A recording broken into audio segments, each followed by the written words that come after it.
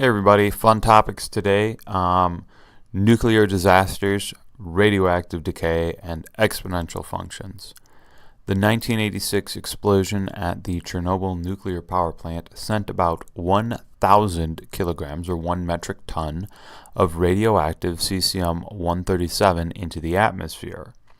The function f of x, and f of x is equal to 1,000 times 0.5 raised to the x divided by 30, describes the amount of cesium-137 remaining in Chernobyl X years after 1986.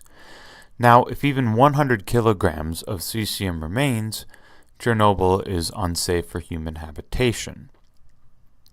What we're going to do is we're going to find f of 80 and determine if Chernobyl will be safe in 2066. So let's take a look at this function f of x. We can see 1,000. That's the amount of kilograms. Our units are going to be in kilograms. So this right here, this 1,000, this is the amount. We could almost think of it as the principal if we're building off of what we were doing with compound interest. 0.5, that's a half. So after x, so years, divided by 30, raise it to the 1/2. And apply that to the base. Okay, if we have f of 30, I want to see what this is. This is going to be 1,000 times 0.5, 30 divided by 30, which is 1. So that's going to be 1,000 times 0.5 raised to the 1, which is 1,000 times 0.5, which is 500.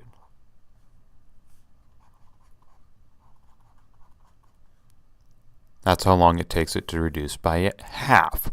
So what this means and where this is coming from and why is it 30, cesium-137 has a half-life of, not 500, pardon me, 30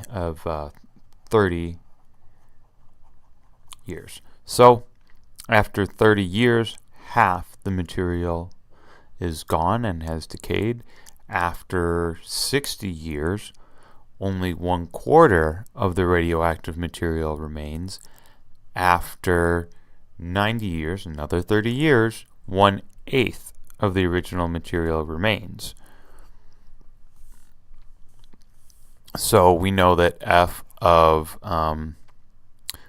90 is equal to 1,000 times 0.5 to the third, or 1,000 divided by 8. Oops, there's an extra 0 there. 1,000 divided by 8, and we could calculator that. 123 divided by 8. That's 125, and this is afterwards, so the answer is going to be no. And we didn't necessarily need a calculator to do that. We needed to know about exponents, fractions, and long division, and we could get something greater than 100 and know that if another 10 years afterwards it's not going to be safe, it's not going to be safe in f of 80. But let's find a 3-digit approximation for f of 80, and we'll plug that into our calculator.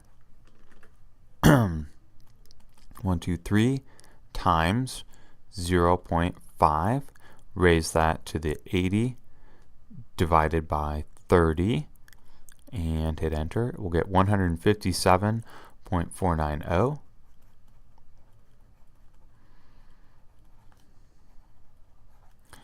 So no, it was not safe. Okay, what if we wanted to figure out when will it be safe? Then we want f of x to be equal to 100. So 100 needs to be equal to 1,000 times 0.5 to x divided by 30. So 100 divided by 1,000 is 1/10. So 1/10 needs to be equal to 0.5 x over 30, and it's going to be that many years. And to figure this out, we'd have to use not exponents, but we'd have to use logarithms. So I'm going to take, and the natural log of 1/10 is going to be equal to the natural log of 0.5 x over 30, and we'll do this solving later, but just to show you how this would go, it would be the natural log of 1/10 divided by the natural log of 0.5 is going to be equal to x over 30. So we're going to multiply both sides by 30, and that will be x. So these logarithms, and we'll look at them next section, are what undo these exponents.